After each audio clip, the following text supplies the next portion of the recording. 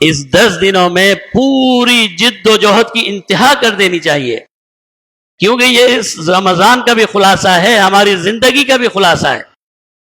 اس رمضان کی بھی روح یہ اشرا ہے، ہماری زندگی کی روح بھی یہ اشرا ہے کہ ہم نے جہنم سے آزادی حاصل کرنی ہے، اور جناب نبی کریم صلی اللہ علیہ وسلم نے ان 10 دنوں کو جہنم سے آزادی کا اشرا قرار دیا۔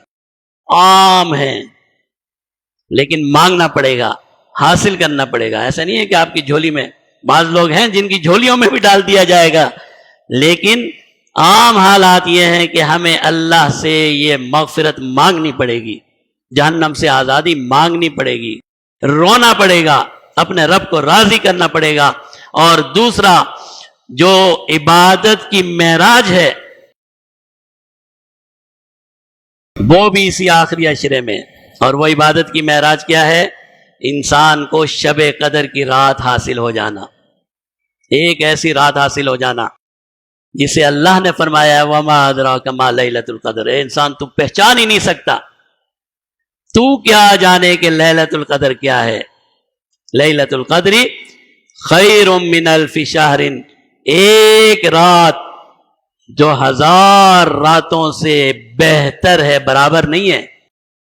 اور کتنی بہتر ہے یہ فیصلہ بھی اللہ نے اپنے اختیار میں رکھا ہے۔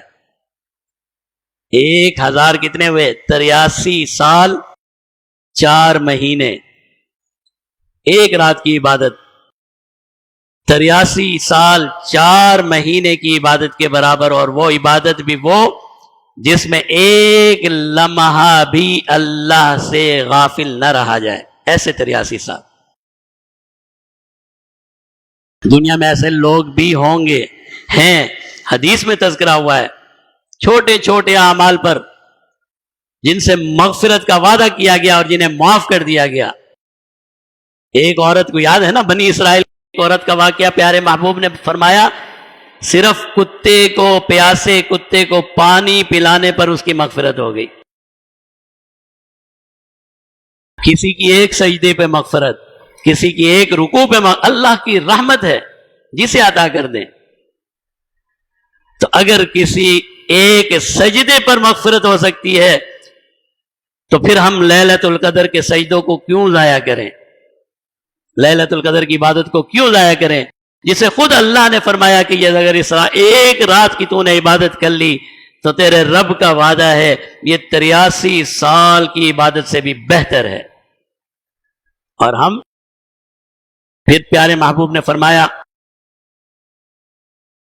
ان دونوں چیزوں کو حاصل کرنے کے لیے جو پیارے محبوب کی جس چیز کی طرف متوجہ کیا ہے، اگر آپ جہنم سے آزادی بھی حاصل کرنا چاہتے ہیں اور آپ لیلۃ القدر بھی حاصل کرنا چاہتے ہیں، یہ دونوں ایک پیکج کا حصہ ہیں، اور اس پیکج کا نام ہے اعتکاف۔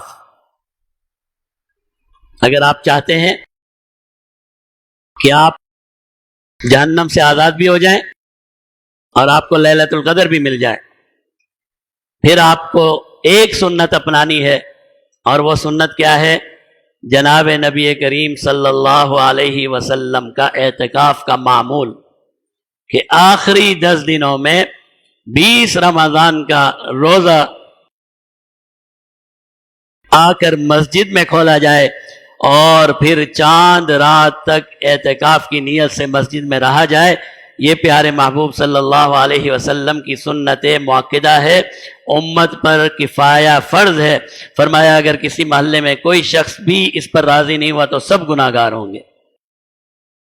ام المومنین سیدنا عائشہ رضی اللہ تعالیٰ عنہ فرماتی ہیں پیارے محبوب صلی اللہ علیہ وسلم نے اپنی زندگی میں ہر رمضان اعتکاف فرمایا، اور آپ کی وفات کے بعد آپ کی ازواج مطہرات ہمیشہ اعتکاف کرتی رہی، اس سنت کو زندہ رکھا۔